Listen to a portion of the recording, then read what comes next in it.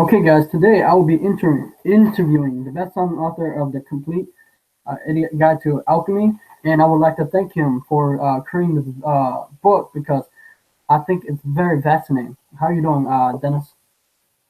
Hi, thank you for having me. Nice to be here. Nice to meet you. Um, can you introduce to the audience who you are, please? I'm actually, my background's in mathematics and science, and I came to alchemy while I was still in graduate school at the University of Vienna in Austria. Uh, I was in the library and alchemy texts from the 1200s and 1300s, and they just kind of piqued my curiosity with mostly the pictures were obviously containing more information than the text, and the pictures is what really drew me in. There was a lot of symbolism, a lot of meaning, and I eventually ended up being apprenticed to an alchemist in Italy, and spent 3 years learning alchemy. So spent less time on my math and more time on alchemy back then. Okay. Thank you so much for the intro. Um, you said the symbolic. Like, what make you interest? You said they have the symbolic symbol behind alchemy. Like, what is it? Like that? Because I know that the I read in the what is it called? The the where Sir Isaac Newton, I think, and Leonardo da Vinci was in alchemy, doing alchemy, and Carl Jung, right? Yes, that's Yes. correct. That's really how they communicated their findings in alchemy. They kept it secret because of the church persecution, and for other reasons, they just wanted to hide their discoveries. And so they spoke in symbols a lot of the time, like a wolf would indicate antimony, a metal antimony, and other processes like calcination, which is a fire operation, would be symbolized by fire, or a dragon, a fire-breathing dragon, or the water operation dissolution would be symbolized by a, a lake or a mermaid or a fish or something like that. So all these symbols came together, but they not only symbolized everyday elements and metals and processes, they symbolized feelings they were having, spiritual information about what was going on during the processes. So, I mean, we're talking about a time when science was not even around yet. And so they went by their feelings in their heart, mind, intuition. They used all their talents, really. They weren't specialized like we are today. They were open to intuition and feelings and impressions that we really have a struggle to find today, I think. And for instance, in their operations to change lead into gold, it was a metaphor of their own spirit into a higher, more perfect form, and also into integrating their personality and evolving their own soul with the changes that the metals were seen to go through. In other words, the alchemists suffered with this experiment, just like the metals did or the compounds did during their transformations. So the same operations, like the heat operation or calcination, um, they would apply that to themselves. They would increase the intensity of their own thoughts and reflect on themselves in a really intense way. Or in dissolution, the water operation, they try to have feelings come in or emotions take over precedence over thoughts, so that they would have this feeling of dissolving and merging into energy of their own personality. So these were deep operations, and it wasn't really recognized until Carl Jung started his investigations into alchemy and realized there was a profound psychological connection here between these operations that were going on in the laboratory and the same operations that were going on inside the alchemist. Okay, thank you so much for that. That's um, very interesting. How can you can you explain to the audience what is alchemy, and can you give us the audience the history on alchemy? Because I like what you say in the alchemy book. You explain it very simple to understand. Yeah, alchemy really is a simple concept. It's simply the art of transformation. So all the way back to Egyptian founding of alchemy, the focus has been what are the processes of transformation. It wasn't as much about changing lead into gold. That was more of a medieval thing that first did, and the people out for money and charlatans and all the bad reputation that alchemy got.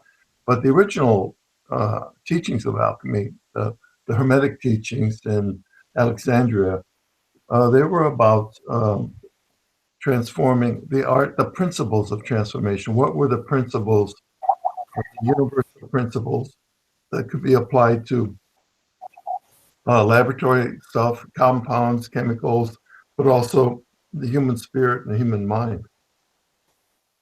Ah, okay. Thank you so much for that.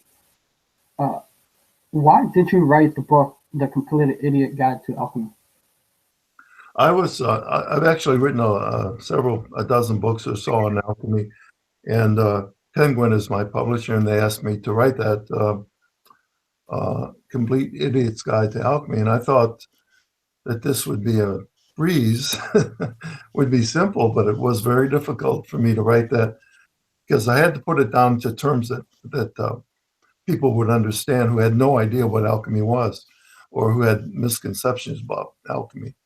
So it was a challenge to write that book, and that I wanted to address the fool or the idiot, the person who um, didn't have any preconceptions about alchemy. Now that's a good thing in alchemy. In fact, like in the tarot cards, which is an expression of the operations of alchemy, actually, and the Fool card, the Zero card, which is outside the process of transformation of the other 21 trump cards. The Fool card has everything he needs to complete his own transformation. It's all in the knapsack he carries. So hidden in the knapsack that he has with him all the time is everything he needs to complete his transformation. In other words, you don't need a formal education. You don't need an apprenticeship. Every one of us has everything we need inside us if we'll seek within us and find it there. So it's not an initiatory thing. There's no big secret about it. It's all there for us to discover through looking within. And that's how I wanted to sorry, That's okay. to explain it in the Fool's Guide, Idiot's Guide. Ah, okay. Thank you so much. What I listen to you when I hear it, you are right. Too many of that's what I've been trying to explain to people that you don't need formal education. That because basically, I was put in, in elementary school to high school. They put me in the special education, and they said I had a learning disability. But I think they were wrong in the sense that they didn't, school didn't teach you about the brain, how the memory works, or how, the left and the right hemisphere. I have to learn that through, self help books. And I wish that they explained that how our brain is like, massive neurons, billions of them, and that we can use this and harness. And you're right, we have this power within us. You heard about the, I think you heard, I remember either in your book you said the secret. You heard about the secret, right? Yes, yes. Yes. You believe in the secret or the law of attraction, I was or asked I was actually asked to consult on when they were first forming that. I've become part of that movement. It was originated in Australia, and the secret is based on very basic hermetic principles. Basically, that our mind and our thoughts influence our realities, and I think that's even been proven true in quantum mechanics and other areas where the science of consciousness studies is really an interesting place to be today because there's a lot of breakthroughs being made. And in fact, I spoke last year at the Science of Consciousness conference in Arizona, University of Arizona, And there were a lot of people there who were realizing that, as you said, our brains are plastic. Our brains, each one of our brains has potential that cannot be contained in a school or formal education. I know from my own personal experience that alchemy taught me how to unlearn all the damage that grade school, high school, and college did to me, did to my thoughts, and it freed me from that, really.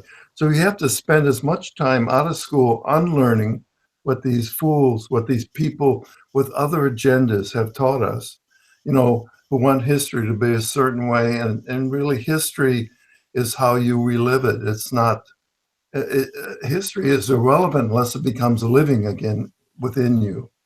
And each of us have to become interested. That's the first step. And if they kill your interest, if they kill your will to find truth in something, like they do in schools, um, you don't have any hope of ever gaining any wisdom in anything. So it's really, as you said, they do a lot of damage. They don't mean it, of course, but a lot of our institutions have agendas, and it's not the agenda of finding truth necessarily. Well, yes, I read it in the entrepreneur book. Well, it's at they built school. It wasn't built school for the average person. It was actually so they were made to be work as an employee for the rich. Well, that's so I read from Seth Golden and many entrepreneurs, and I read like a history. It's really deep where it's it's their school was based on like a mind control where they control the kid mind to do this certain way so they can obey instead of thinking well they tend to box us in a way that really wasn't meant for us to be really fully blossom and have potential. And I Uh, wish that go ahead. yeah, no, I agree with you totally. It's yeah, it's more like factory schools. They're turning out certain cogs in the wheel that we become. I mean, it's not true of all teachers, of course, and it's that apprenticeship where the instructor cares about what you're learning. That's missing in our schools. It's about getting us out, having us pass certain tests and to show us where we're at. And it takes for everyone who gets out of school, not only do they have a lot of loans to repay, they have a lot of work to do on unlearning uh, habits from that they picked up as being part of this factory system. But we have to become independent, uh, and that's the first step before we can understand. We have to become free thinkers. We have to become free of political and religious and parental and self illusions and expectations and striving, and all that really takes a long time for our to undo that damage. Yeah, you were right. I'm not against teacher. I love teachers. They're really nice people. Yeah, Yeah, because I get when I was a kid, teacher were always, I'm always kind to the teacher. Well, I'm always kind to people, regardless how they act toward me. But yeah, they're nice people. It's just that they weren't aware. I think it had to take people who are like essentially like being aware as you are to the reality that we live in. I mean, this is pretty amazing stuff that you're talking about. That I wish more people would know about how that essentially we don't have to be a victim, that we can create our own, reality. And I would like to ask you, how can we use alchemy to transform our life? Because that's what your whole book is about. And also, there's more. Can you explain that to the audience, please? basically the principles of alchemy, and as I mentioned, they were sought as universal principles that would apply in all levels. And there has come after much research in my life, and also Carl Jung and others, um, that there is this pattern of transformation within alchemy. That there's this pattern of transformation in the universe. So there are these operations or stages, and basically. the key thing about the whole process is that it deals with both light and darkness within ourselves and within the universe. In other words, we're caught in this duality, which most of us realize that we can call it good and bad, right and left, male Oh, and female. But either path is an illusion. The darkness or the light or the male or the female, or being masculine and aggressive all the time or passive and feminine all the time. Neither one of those alone will lead to the truth. So it's a combining of what the alchemists call the conjunction of these different viewpoints that really lead towards the one understanding. So for a male, that's accepting your side, your intuition, your feelings, your emotions. And for a female, that's becoming more in tune with the logical and the precise, uh, maybe materialistic way that the masculine psyche uh, has to be done. So there's work on both sides. So um, we spend so much of our time trying to go toward the light, if you will, um, trying to do the right thing all the time. And there's nothing wrong with that. But within our own experience, personally, we all understand that there's a darkness there too. And we push it away. And by pushing it away, we give it energy, we give it power over us, we give it fear, if you will. That whole darkness in alchemy is part of the energy you get for transformation. It's like in physics, dark matter there that contains all the energy of the universe, and we can't understand it, we can't get to it. We just have to accept that that's there and part of the universe. Do we do that in our own lives? No. We really hide our depression, and we don't want to deal with dark thoughts in that dark space. But an alchemist would say you have to examine that part. You have to live that part. You have to be depressed. Depression and darkness is a tool in the personality. Psychologists will tell you the same thing. Of course, it's about dealing with the unconscious.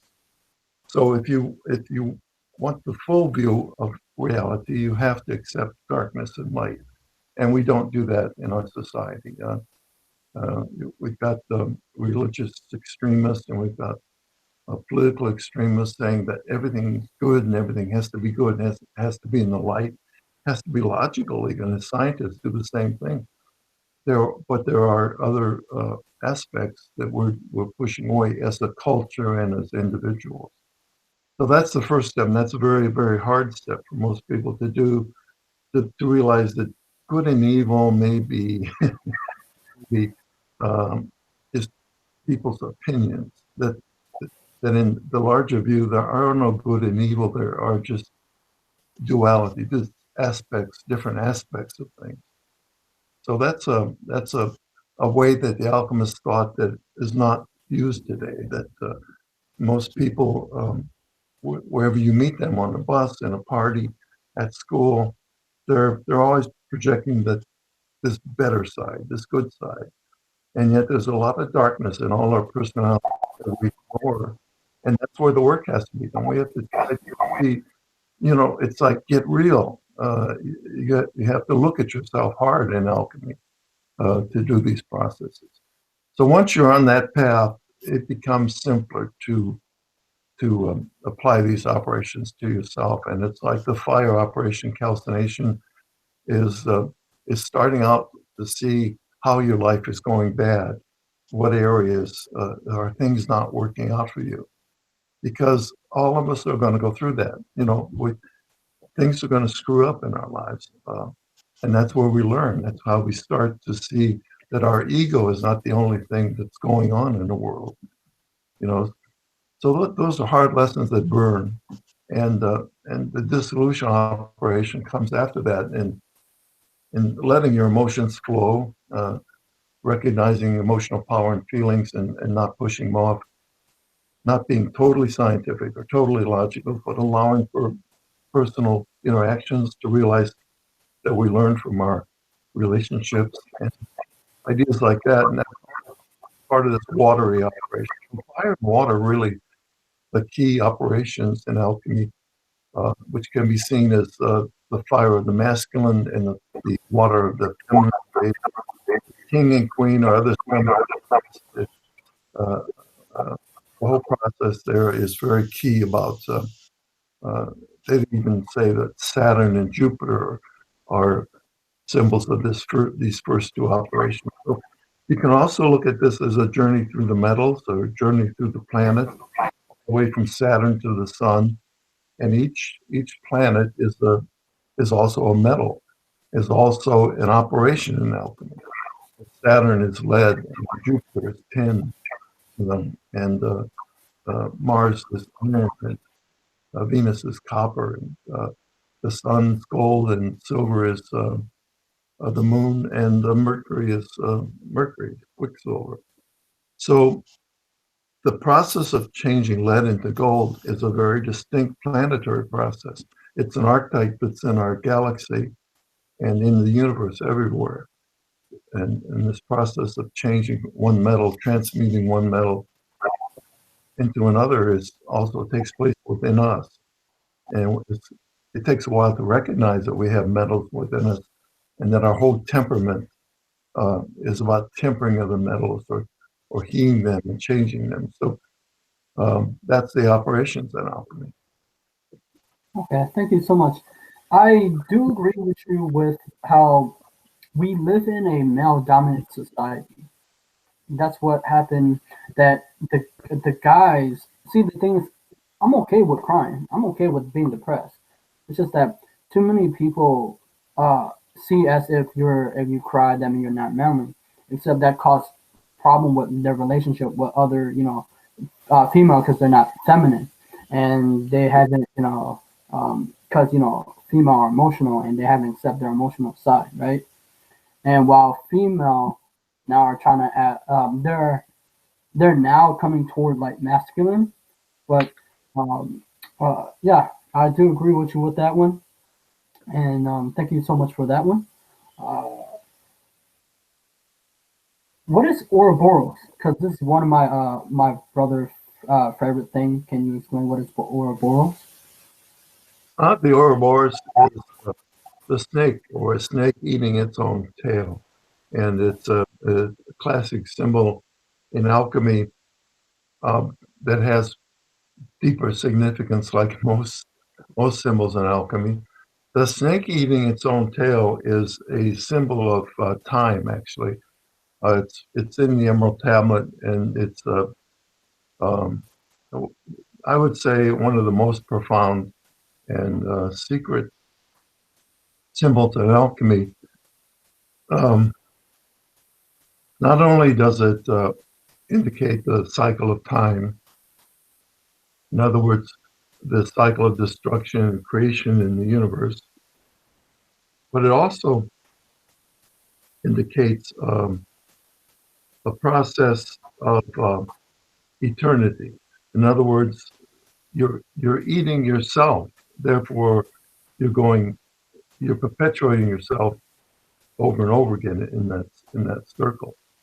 Um, when it applies to the operations in alchemy, it's saying that there is a self-perpetuating process in alchemy, which is the process of lead into gold, actually, that perpetuates forever. There is something within us that perpetuates forever, that can go on, our consciousness or an energy that can go on. That's implied in those teachings too. And in fact, in the secret initiations, that's the basis of much of the Hermetic teaching. Um, in the process of time, it implies that the the past, the now is the only real thing. That point where we're creating in the circle, and it implies that the past is not only creates the future somehow changes the past, and that this whole process is how the universe evolves. So we know in physics that time is an illusion, that time itself is a process that has no independent existence in the universe. So there's something about our interpretation of past, present, and future that's foggy or wrong. And if we look into the deeper writings of the Einstein said the same thing, that past and future are related. That in other words, what we do in the future influences what we've done in the past, and that in turn influences the future. So it's got this feeling of an Ouroboros, of something feeding on itself in that way. That's just one interpretation. Um, the others involve even chemical operations. There are processes in alchemy that perpetuate all by themselves in the report, and much of distillation, that whole process about heating a vapor and going up, and it condenses back down. And that's an Ouroboric operation. And Oh, once we go, yeah, go sorry. ahead. I was thinking. I just had a. When you said that, isn't almost Ouroboros almost the same as above, so below? Oh, that's it. That's the phrase in the Emerald Tablet that refers to this secret process in the universe called the Ouroboros. Oh, okay. I just had it. That means our conscious mind and the subconscious mind is also Ouroboros. Excellent. That's correct. Yeah, yeah. It's and the light and the darkness, and also spirituality and materialism. They're all above and below, which is part of this Ouroboros pattern. Oh, so that means it's also within us, and so as the universe, and it's also there's a deeper meaning to this. Oh, sorry, Absolutely. I just got like just got like chills. Oh wait, that means there's. Oh wow. Oh yeah, go ahead. Keep explaining, please. That's what I was trying to communicate. Thank you for picking up on that. That's a very deep concept in alchemy, and has a lot of implications and a lot to think about there, because and this is an opening into the deeper reality that everyone's starting to think about now. You know, physicists, and I work with them, and consciousness researchers and psychologists and psychiatrists, they're all kind of converging on this idea about this Ouroboros idea that all is one. When an alchemist drew a picture of an Ouroboros, they put the Latin phrase that said, all is one. So, in other words, our duality at the final analysis is one thing, and it was split apart. And the Ouroboros is a symbol about how things really are. And you can just see this consciousness change everywhere. Not only in you did you just pick it up, but people pick it up a lot easier than they did back when I was in school. Even in a lot of movies and TV and series, there's The Dark. I don't know if you've seen this on Netflix. It's a German series, but that's exactly what's going on there. They even show the Emerald Tablet, um, and the idea is, and it's about time travel. And a lot of people are starting to think about um, uh, science fiction concepts, in terms of the Emerald Tablet and the Ouroboros. So I think that this pattern is going to come out a lot more in movies and books and people's minds, and just general consciousness. Right. And I want before I actually want to pick up before the few minutes this talk that you talking about how like we have the dark and the light side that of us. There's a great book. It's called the light side of the dark side of the light chaser or something like that by Debbie Ford. You heard of it? Hmm. Yeah, and I think that what happened is I really understood that is needed for us to grow. That darkness we should accept because it's there, and because we try in our society they always try to be like light, but they try to persona. There's a good one. Persona is a man try to hide who they are. So many people who I know try to hide who they are truly are, so they never um, know themselves, as the Oracle of Delphi said. Right. I would like to. Um, I would like to ask, like, since we're talking about how, like, the universe and stuff like that, how can we incorporate the seven hermetic principle into our life? Because what I'm trying to do is a lot of people who I'm helping a lot of people in the law of attraction community to take action because the thing is they have fear and they're struggling. How can we use all these seven principles to live the way we want to live, like the law of vibration and stuff like that? Go ahead. I think once we understand that there is this process, and we have the confidence to go ahead and put the time into working on ourselves, like the alchemist did, um, the application of the principles come out pretty quickly. I mean, there's no big secret about the processes involved. And I've written about them, about them. They're in all my books, basically, the seven principles of transformation. Um, they're linear in that you start with the lead and go up into the gold, or through the metals and through the operations, which are calcination, dissolution. I talked about fire and water. And there's also separation, which is at that point when you start to see there's some value in yourself, you have to take a step of separation, which is the air operations in alchemy or filtering. You have to separate yourself from those influences that are bad in your life. And that's a hard step for a lot of us. You have to end relationships that uh, are taking your energy. You have to quit school, like Bill Gates or whoever, and realize that there's more, that you've got more to contribute than school can give you. There are those times in our lives when we have to separate. So separation is a really important process. And once that happens, you realize that there are these things within you that are worth saving, pieces of your personality.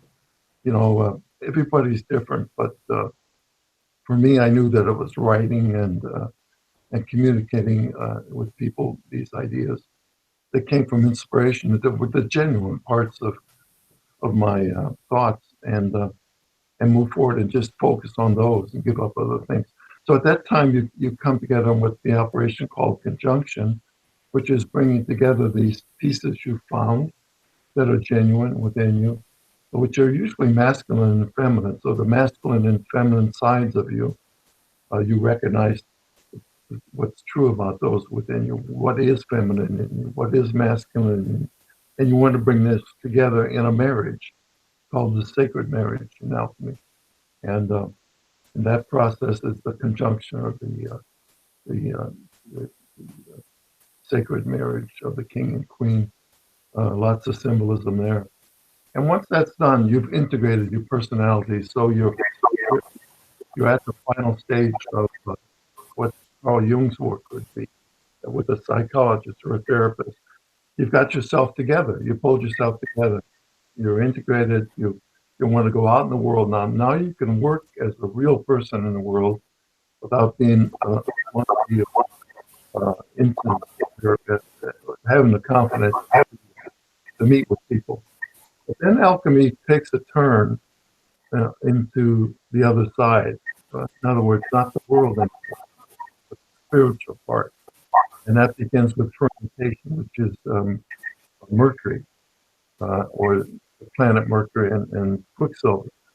And that metal is very symbolic of the unconscious, because it takes its own reflection, takes its own shape, takes the shape of what the container is. It has no structure by itself. It's often associated with the unconscious or the first matter, the idea that it's something primary about your mind. So that is can be a turn into darkness too, because you're opening up your unconscious. So as you go through fermentation, often it's like a psychedelic or an experience of near insanity or depression or something like that. It opens up things in you that often overflow and are hard to control.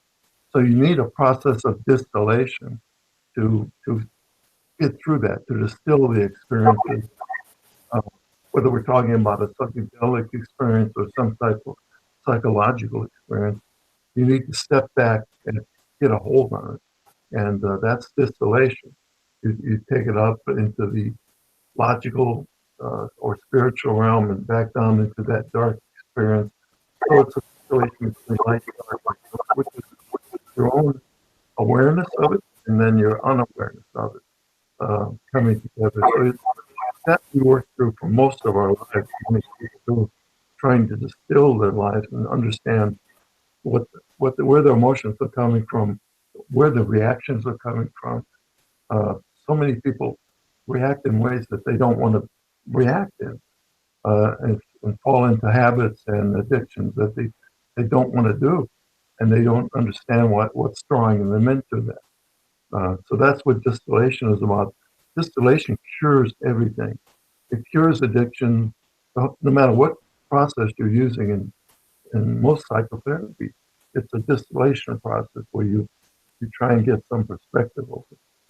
And then the final operation in alchemy, which is coagulation, or the gold becoming gold, is really there's not much to do at that point. It just happens. One day it all falls together. Some indications that there's something on the outside is needed to make that final coagulation.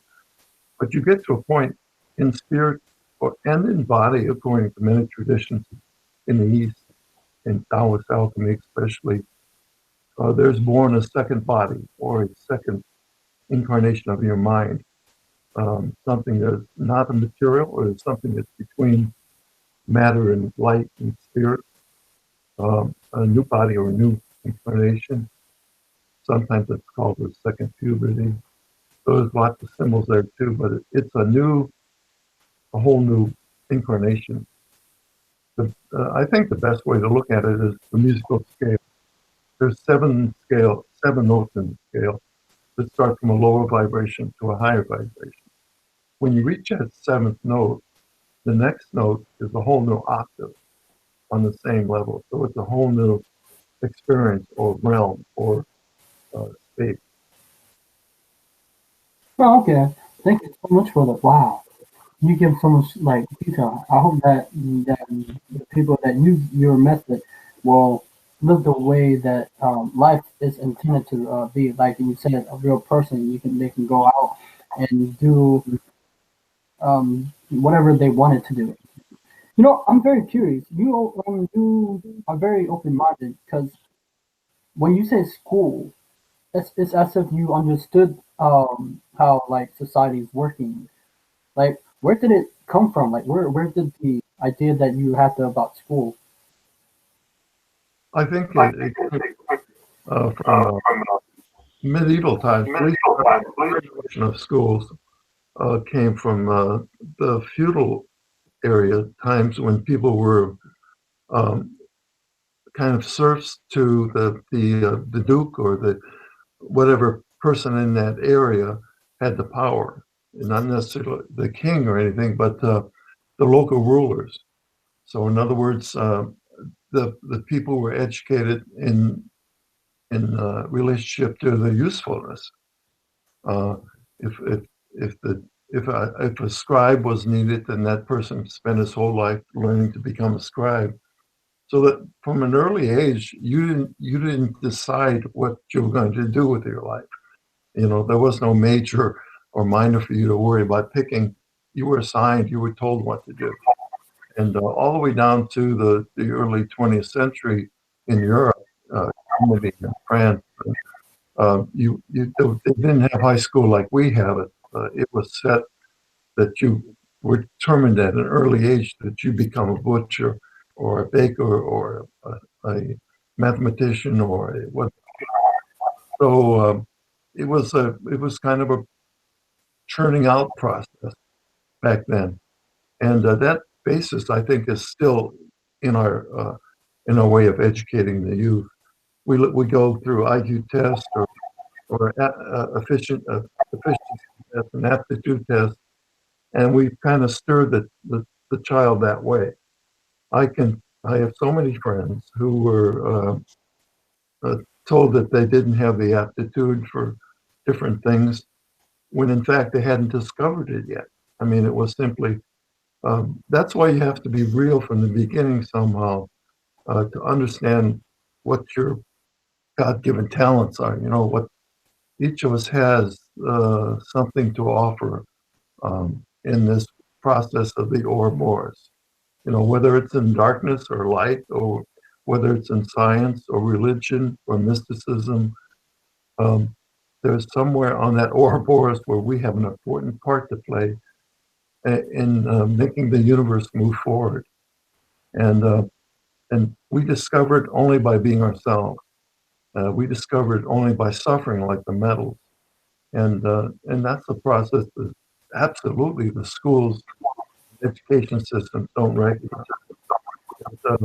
There's nothing wrong with the kids being upset and rebelling and uh, uh, saying nasty things to adults and all this.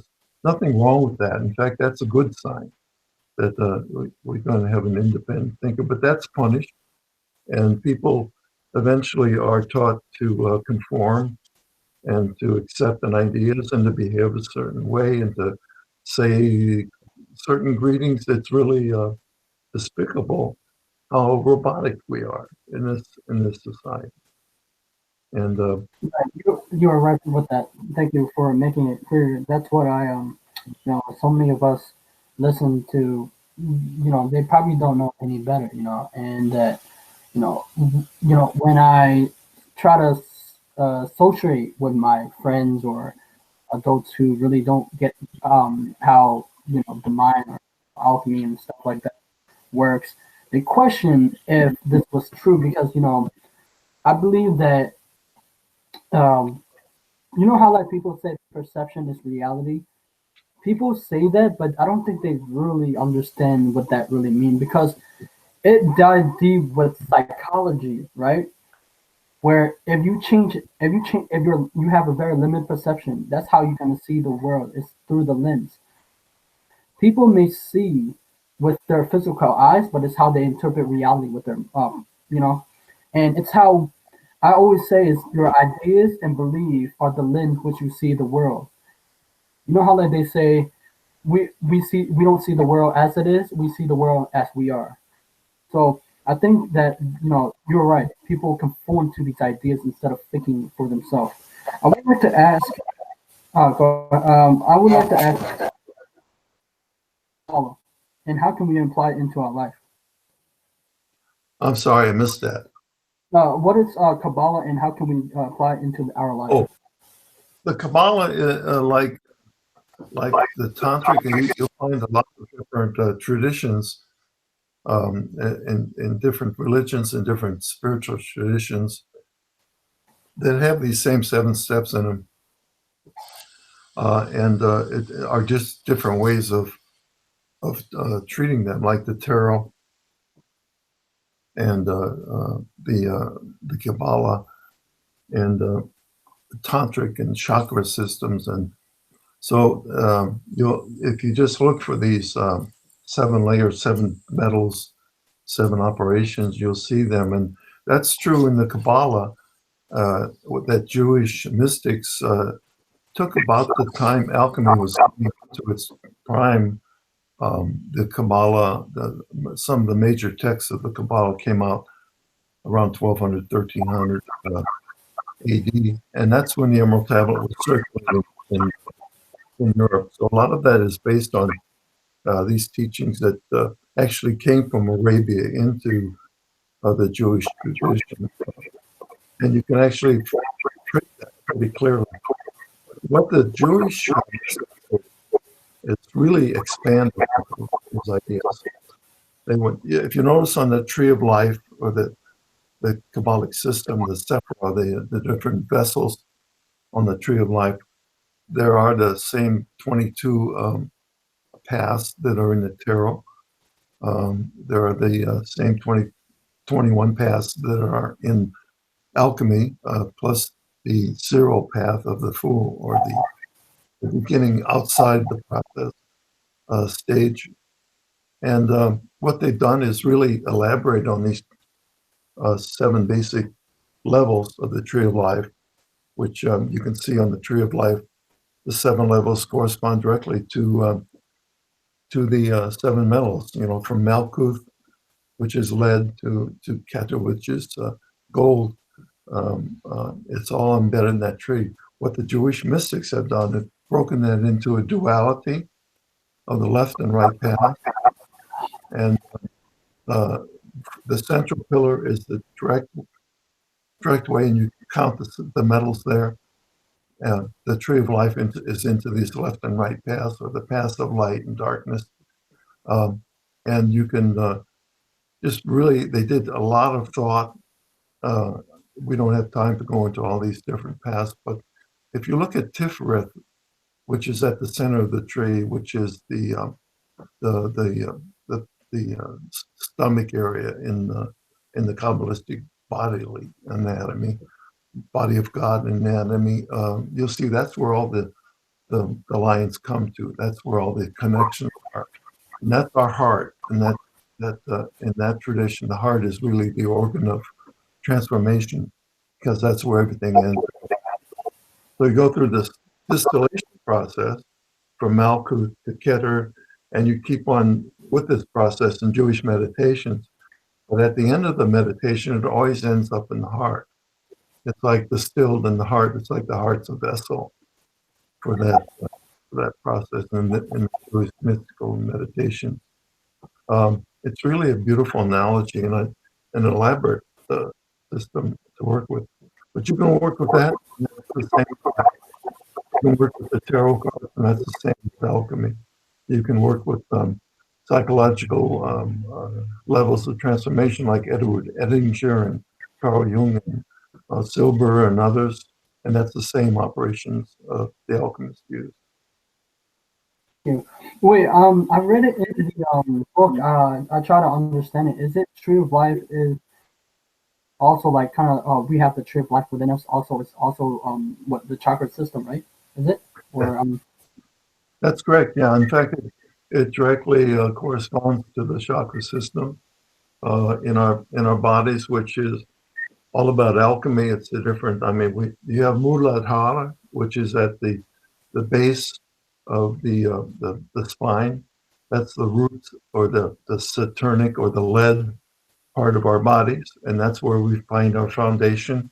And then you move up to Svadhisthana, which is the chakra at the genital level, where our sexuality and energy is at, which is that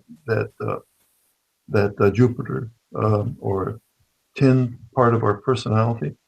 And you move right on up through those chakras, Muladhara, all the way up to Sahasrara, which is the crown, the gold chakra. And at each point, by focusing in the body, you feel that the churning energy at each point change. So that's what a chakra means. It means spinning energy. And once that is activated, then you move up to the next one at Manipura, which is the heart. That's where you feel this tremendous coming together at all sections, just like in the tree of life. The same type of feeling in education. At Vishuddha, which is the throat chakra, you feel this ethereal urge to communicate and talk. And at the Ajna, the brow chakra, which is the silver or lunar chakra, you have this insight into new ways of understanding and knowledge. And so it's all there. I mean, it's really all there, and there's no secret. You'll find drawings from 400 years ago of the chakra system that have metals associated with them, just like in Western alchemy. And the Taoist system, too, of transformation is the same type of planetary metal chakra energetic system. So it's really amazing how the same system is present in all these different cultures and religious traditions.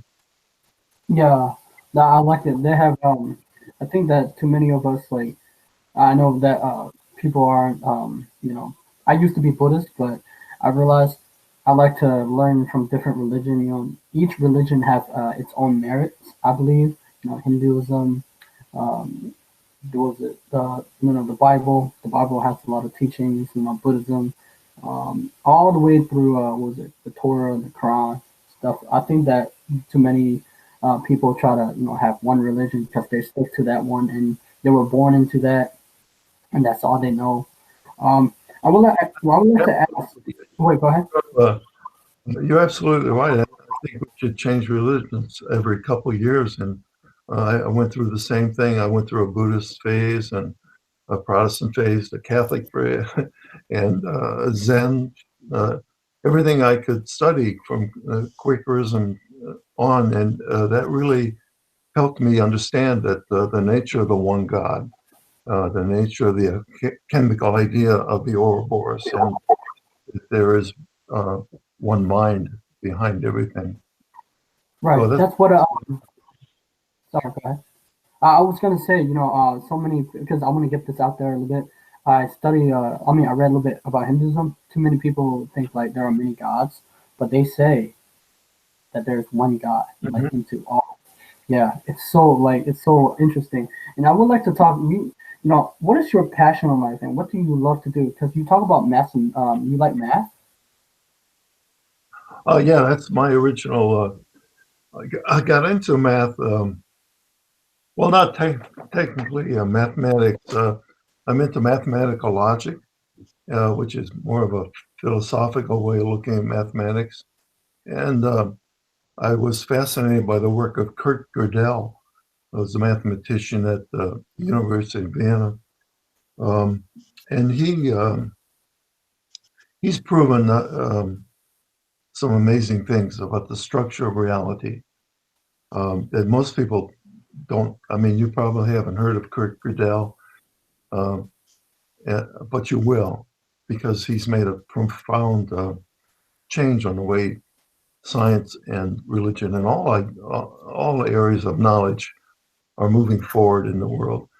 He proved back in the 30s that what's called the incompleteness theory, that any logical system of thought will develop its own contradictions and inconsistencies. In other words, it doesn't sound like much, but it was the longest proof ever mixed and irrefutable systems fail. And now that means that mathematics itself is kind of like a game that we play in our minds. That there's a reality corresponding to that. That we could now actually prove that there is a mind or one mind that is outside the universe that that we can never understand. So we will never, through any of our science, mathematics, or any other way, artificial intelligence, ever be able to understand until we're able to understand that outside, the thing that's outside the universe. In other words, take a chair and you draw a circle around the chair. You'll never understand that chair by staying within that circle, because who built that chair? So you have to go outside that circle to find out where did the padding come from? Where did wood come from? How did it all come together? You have to leave that circle to fully understand it.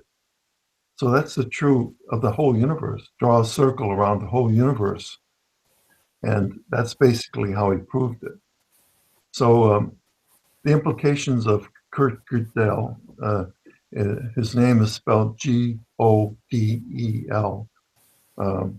are really profound. And scientists, when his work was first published, mathematicians committed suicide.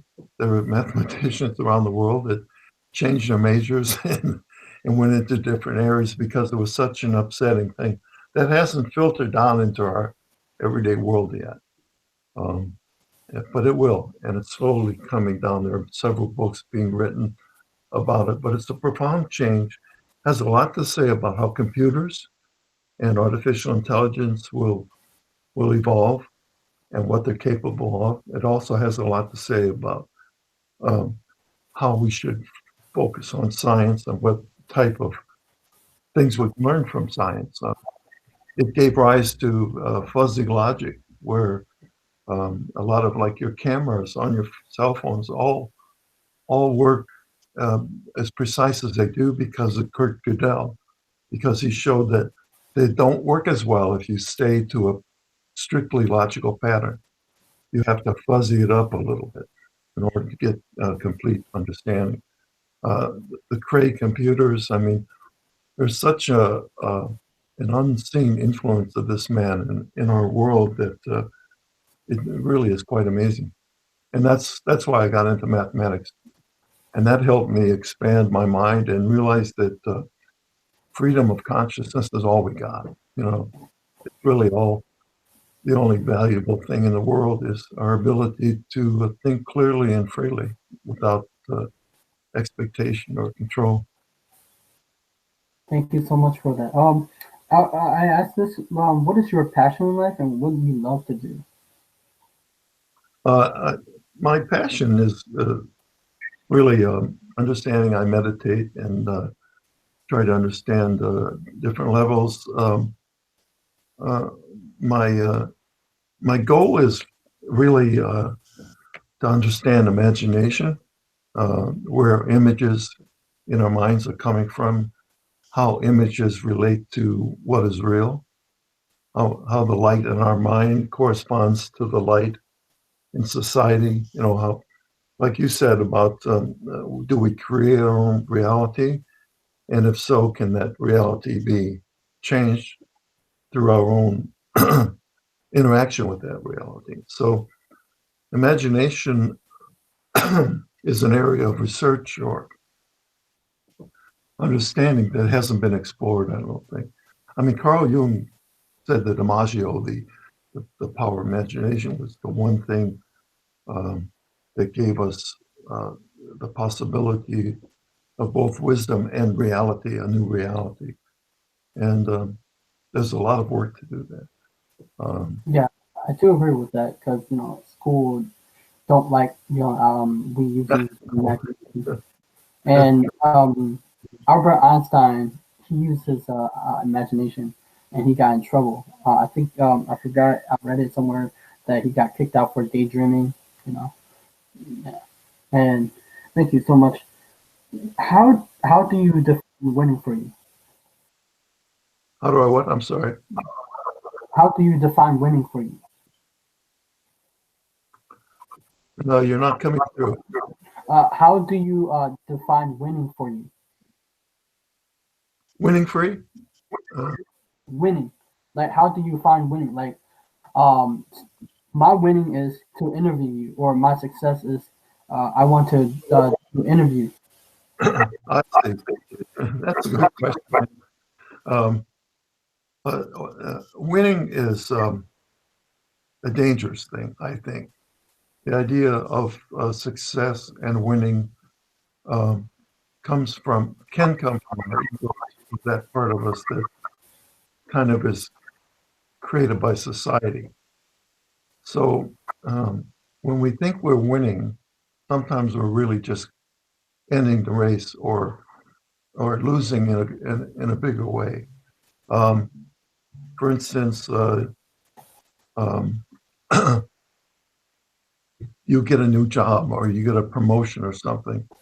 That focuses your attention on uh, a lesser part of your experience. So I wonder sometimes if it isn't best to be a loser or to think that to accept not winning. You know, winning's about striving. Winning's about pushing yourself. Whereas I think you should be letting yourself unfold in different directions. So it's all a question about freedom. Uh, who are you winning for is an important question. Why do you want to win something? Um, And what effects will that winning have on your true self, or that part of you? So it's a tricky question. Now, uh, you can't go through life.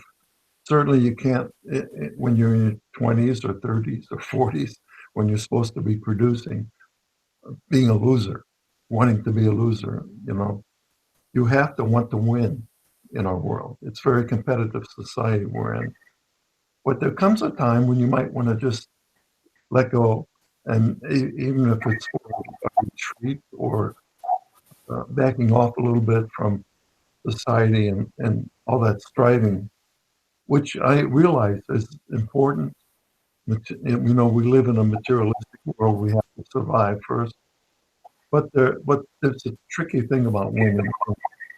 Um, we want to be careful about how much winning drives our lives. You give very interesting answer. I never. It's like you give me a new perspective how we see it. Thank you. That one I enjoy. Um, well, since we talked about this, what does see my definition of success is really different. It's not based on people. They always come for the law of attraction, for the big house, the big car, and stuff like that. Mine is just like my winning and success isn't. It's to grow me, to grow my Right, consciousness, to grow my right, awareness. right, But so many people want to come to law of attraction, not want to heal themselves or grow to become a better person as a whole, so they can provide value to the to you or to everyone else. So they just try to achieve. What does success look like to you? Because that's I've been trying to search for an answer. What does success look like to you? success would be a person who is balanced, simply balanced is a success to me. In other words, you have both sides of you in equilibrium, and you're from that point you're ready to spring forth in any direction. Otherwise, you lose your balance when you try to move forward or go forward. So, balance is success. If you're balanced, if you're being who you really are in any given moment, that for me would be success. And uh, so I'm not comparing that to society or expectations of other people, your spouse, whatever anybody wants from you. That's not success to me. Uh, but balance leads to wisdom, and wisdom I think is um, the one thing in the world. The possibility of wisdom is really an amazing thing if you look at it. Why if we're just animals and we're just surviving and everything's materialistic? Why is the possibility of wisdom? Why is the possibility of having perspective and understanding things?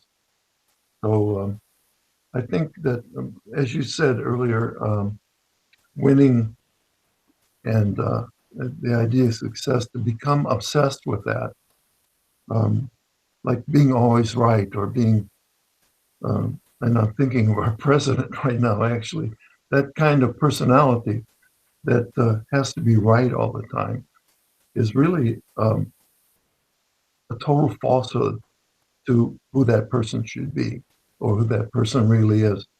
And there are people like that who don't even know who they are uh, in their everyday world, let alone in the world where things start falling apart in your personality or in your body, when you get diseased or aged, or when things happen when you really have to take a hard look at yourself.